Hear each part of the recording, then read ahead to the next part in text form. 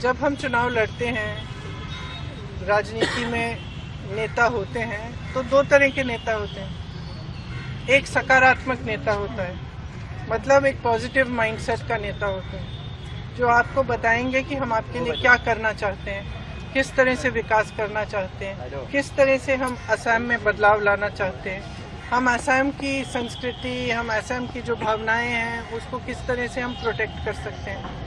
एक वो तरह की राजनीति होती है। और दूसरी ये होती है कि ध्रुवीकरण कराओ, एक दूसरे से लड़ाओ, किसी को एक दिन कोई गाली दे दो, किसी को दूसरे दिन किसी और को गाली दे दो, किसी के परिवार पर आक्रमण करो।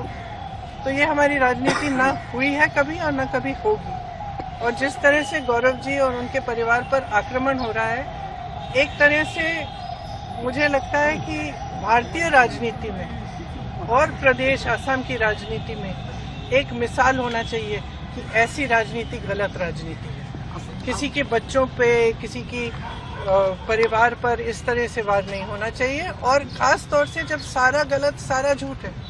और मेरे ख्याल से असम की जनता जानती है इन पे वार हो क्यों रहा है। वार इसलिए हो रहा है क्योंकि इनसे वो घबरा रहे हैं, क्योंकि वो घबरा रहे हैं ये देख के कि ये जो है एक सभ्य इंसान है, ये एक सकारात्मक इंसान है, ये एक दूसरी तरह की राजनीति लाना चाहते हैं जो एक्चुअली सच्चाई में असम की असली भावना है।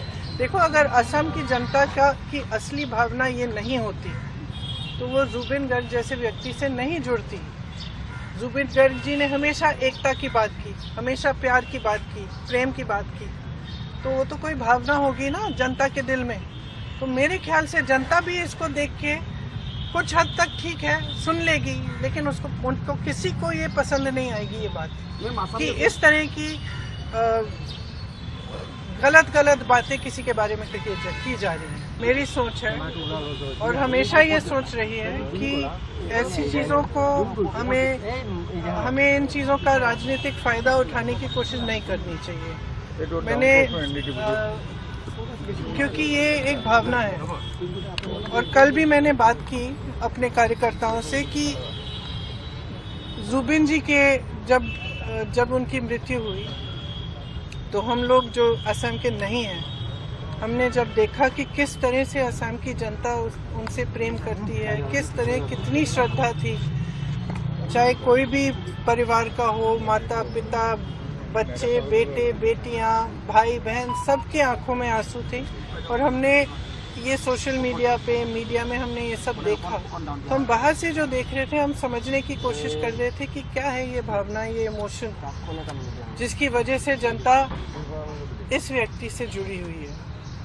तो मैं कल भी कह रही थी अपने कार्यकर्ताओं से कि जुबिन जी एक तरह से असम की आत्मा की आवाज़ थी, असम की अभिव्यक्ति थी, जो आस्ते आस्ते मेरे ख्याल से बहुत लोगों को ऐसा लग रहा है, जितने लोगों से मैं बात कर रही हूँ और मैं मिल रही हूँ, उनको ऐसा लग रहा है कि एक हमारा जो असम है, जिसके लिए मतलब जो एक एकता का असम था, एक सभ्य असम था, आज कल रोज़ हिंसक बातें हैं, आक्रामक बातें हैं, ये हमारी सभ्यता नहीं है।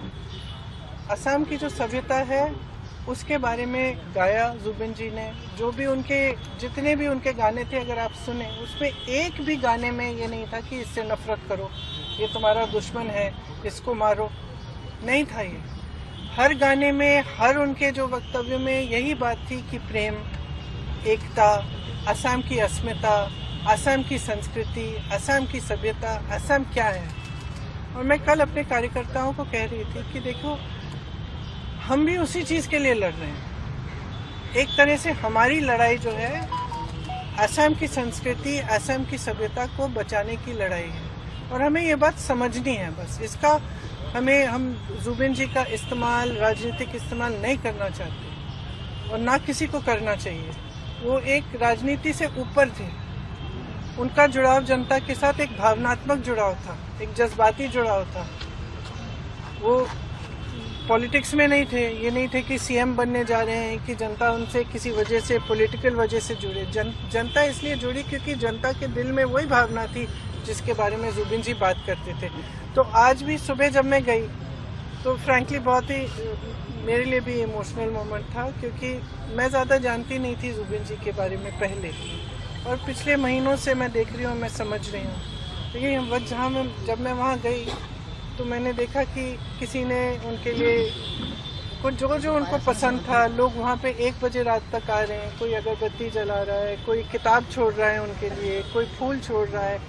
तो उसमें ये मतलब इस तरह के व्यक्ति जिनके साथ लोग इस अपनी भावना से, अपने दिल से जुड़ते हैं ना, बहुत कम होते हैं और बहुत ही ज़्यादा स्पेशल होते हैं। और ये हमेशा सबके दिलों में, अब हम सब जानते हैं उनके बारे में, देश भर जानता है, तो सबके दिलों में ये एक पवित्र जगह होनी चाहिए।